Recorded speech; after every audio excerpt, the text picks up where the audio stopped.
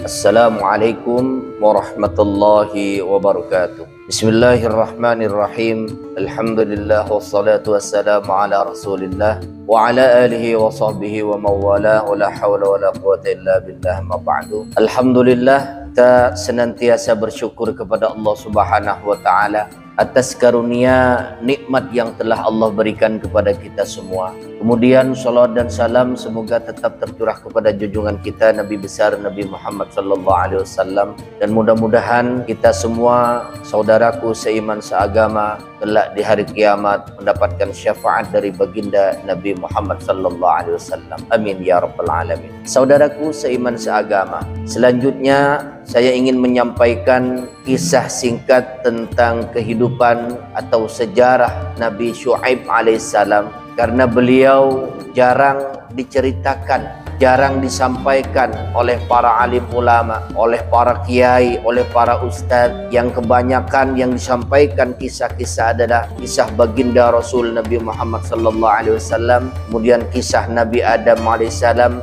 kisah Nabi Nuh alaihissalam, dan kisah-kisah Nabi yang lainnya. Mungkin hanya sedikit yang menyampaikan tentang kisahnya Nabi Syuaib alaihissalam. Di sini saya ingin menyampaikan kisah singkat tentang kehidupan beliau. Siapakah Nabi Syuaib alaihissalam? Nabi Syuaib alaihissalam adalah keturunan Nabi Ibrahim alaihissalam melalui putranya Midian.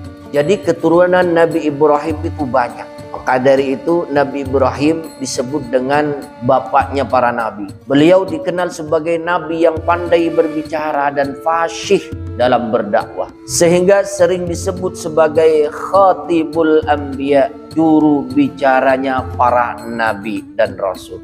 Itulah Nabi Syuaib alaihissalam yang diberikan kelebihan oleh Allah Subhanahu wa taala dalam berdakwah, dalam berbicara yang begitu luar biasa pandai. Kemudian kaum Madyan. Kaum Madyan yang terkenal dengan bangsa yang curang. Nabi Syuaib alaihissalam diutus kepada kaum Madyan yang tinggal di wilayah yang kini dikenal sebagai sekitar pembatasan Jordania dan Arab Saudi. Kaum ini terkenal sangat curang, suka berbuat curang dalam takaran dan timbangan. Kalau masih ada umat di zaman sekarang yang mengurangi, yang berbuat curang dalam berdagang, dalam berniaga, itu masih mengikuti suku Midyan atau suku Madyan, yaitu kaumnya Nabi Syuaib alaihissalam. Kemudian bangsa itu, kaum itu sering melakukan perampokan dan mengganggu para pedagang yang lewat, melakukan korupsi dan menipu dalam transaksi.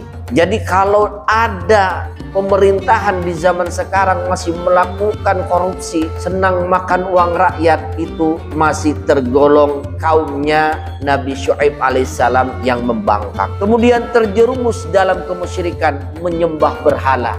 Itulah suku Madyan.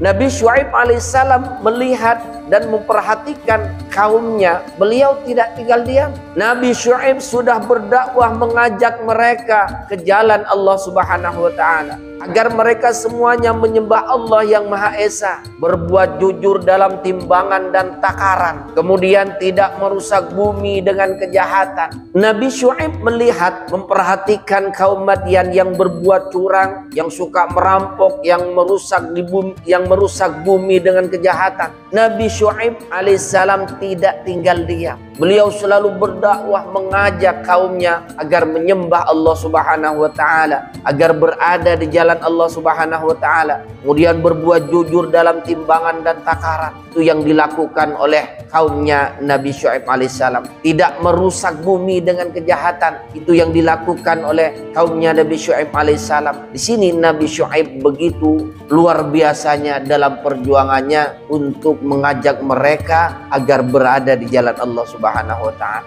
Lagi-lagi apa yang terjadi? Kaumnya menolak. Mereka malah mengejek Syuaib dengan berkata, "Wahai Syuaib, apakah agamamu yang menyuruh agar kami meninggalkan apa yang disembah nenek moyang kami, atau melarang kami mengelola harta kami dengan menurut cara yang kami kehendaki? Sesungguhnya engkau benar-benar orang yang sangat penyantun dan pandai." Nah, sesungguhnya engkau sangat pandai dan penyantun. Ternyata kalimat ini kalimat ledekan terhadap Nabi Syuaib alaihissalam. Karena membangkang apa yang disampaikan, yang didakwahkan oleh Nabi Syuaib alaihissalam, kemudian dia diadab oleh Allah Subhanahu wa taala. Setelah lama berdakwah namun terus ditentang, Allah menurunkan adab besar kepada kaum Madian. Apa saja adab yang diberikan oleh Allah Subhanahu wa taala? Yang pertama, mereka diawali dengan hari yang sangat panas luar biasa. Kemudian mereka berkumpul di bawah awan yang mereka kira akan membawa hujan, yang mereka kira awan tersebut akan menurunkan hujan. Ternyata awan itu membawa petir dan api yang membakar mereka, diiringi dengan gempa besar yang mengguncang bumi hingga mereka binasa, dihabiskan oleh Allah Subhanahu wa taala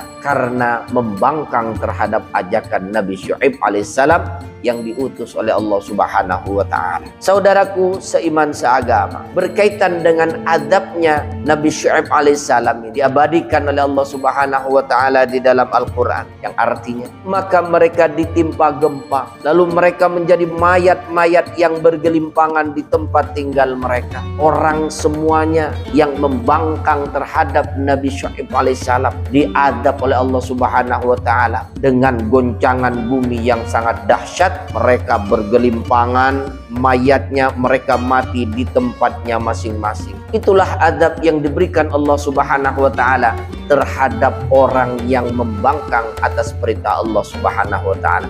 Dan adab itu akan tetap berlaku kepada umat siapapun apabila mereka membangkang terhadap apa yang telah diperintahkan oleh Allah Subhanahu wa taala. Semoga kisah ini menjadi pelajaran bagi kita semua bagaimana umatnya Nabi Syuaib dihabiskan oleh Allah Subhanahu wa taala, diadab oleh Allah Subhanahu wa taala. Jangan sampai adab ini turun kepada kita karena membangkangnya kita terhadap perintah Allah Subhanahu wa taala. Semoga manfaat. Wallahul muwaffiq ila aqwamit thoriq. Wassalamualaikum warahmatullahi wabarakatuh.